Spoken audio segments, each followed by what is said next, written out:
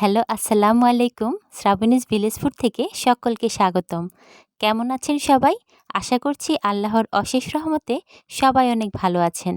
আমার আজকের রেসিপি হচ্ছে ঈদ স্পেশাল কুরবানির মাংস রান্না। এই কুরবানির মাংসে এত বেশি মশলা ব্যবহার করতে হয় না। এমনিতেই কম মশলায় এই মাংস খেতে অনেক সুস্বাদু হয়ে থাকে। তাহলে চলুন শুরু করি। তার জন্য প্রথমেই সাধারণত কুরবানির মাংসে কলিজা, ফ্যাপসা, হাড্ডি, চর্বি আর মাংস তো থাকবেই। তাই অল্প করে সব কিছুই নিয়েছি। তারপর আদা ও রসুন বাটা সমান হারে, মানে যে পরিমাণ আদা তার সমপরিমাণ রসুন বাটা দিতে হয়।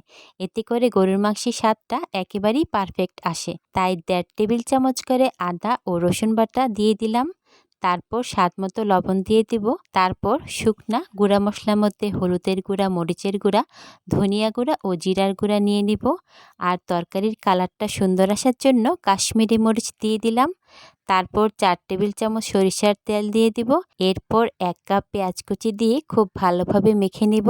মাখাটা বেশ অনেকক্ষণ যাবৎ ভালোভাবে মাখতে হবে, যাতে মনে হয় অর্ধেক রান্নাটা মাখতে মাখতেই হয়ে গেছে। মেখে রাখার পর সময় থাকলে আধা ঘন্টা, আর সময় না থাকলে সাথে সাথেও রান্নাটা বসিয়ে দেওয়া যায়। কিছু গরম মশলা নিয়ে নিয়েছি। এখানে তেজপাতা, এলাচি, দারুচিনি, লং, গোলমরিচ, একটা স্টার এনিস ও জয়ফল, জয়ত্রী নিয়ে নিয়েছি। তবে আপনাদের হাতের কাছে যে যে গরম মশলা থাকবে তা দিলেই চলবে। ওই যে বললাম না, কুরবানির গরুর মাংসে এত মশলা দেওয়ার প্রয়োজন নেই। যেভাবেই রান্না করা হোক না কেন, এই কুরবানির মাংস খেতে কিন্তু খুবই মজা হয়ে থাকে। দারুচিনি ও তেজপাতা ছাড়া মশলাটা না ভেজে কাঁচা অবস্থায় ব্লেন্ড করে নেব। তারপরে একটি কড়াইতে 1 কাপ সরিষার তেল ও 1 কাপ পেঁয়াজ কুচি দিয়ে দিব। তারপর তেজপাতা ও দারুচিনি দিয়ে দিব।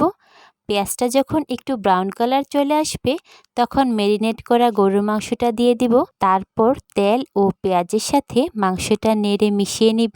মাংসটা মশলার সাথে ভালোভাবে মিশিয়ে 5 মিনিটের জন্য ঢেকে দেব। 5 মিনিট পর মাংস থেকে বেশ খানিকটা ঝোল উঠেছে। এই পর্যায়ে এসে মাংসের উপরে ওই ব্লেন্ড করা গরম মশলাটা দিয়ে দিব। তারপর আবার 15 মিনিটের জন্য ঢেকে দিব।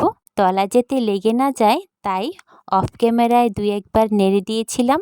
15 মিনিট পর মাংসের উপরে তেল ভেসে উঠেছে। প্রায় 80% সিদ্ধ হয়ে গেছে। এই কুরবানির মাংসে ঝোলের জন্য পানি দিতে হয় না, তাই আমি আর পানি দিব না। চুলার আঁচটা একদম লোতে রেখে আবার 10 থেকে 15 মিনিট মাংসটা একেবারে পুরোপুরি সিদ্ধ করে নিব। দেখুন, মাংস আর মশলায় একেবারে মাখো মাখো হয়ে গেছে। আমাদের গরুর মাংসটা একেবারেই তৈরি হয়ে গেছে। এখন নামিয়ে পরিবেশন করে নিব। মাশাআল্লাহ, মাংসের কালারটা দেখতেও যেমন লোভনীয় হয়েছে আর খেতেও হয়েছিল ভীষণই ভালো। খাবারের জন্য প্লেটটা সাজিয়ে নিলাম। মাংসটা দেখুন কি চমৎকারভাবে সিদ্ধ হয়েছে। কুরবানির ঈদের দিনে যদি এমনইভাবে তৃপ্তি করে মন ভরে খাওয়া হয়ে থাকে, তাহলে কি আর চাই বলুন তো? আপনারাও এইভাবে রান্না করবেন, আশা করি আপনাদের কাছেও অনেক ভালো লাগবে। আসসালামু আলাইকুম, আল্লাহ হাফিজ।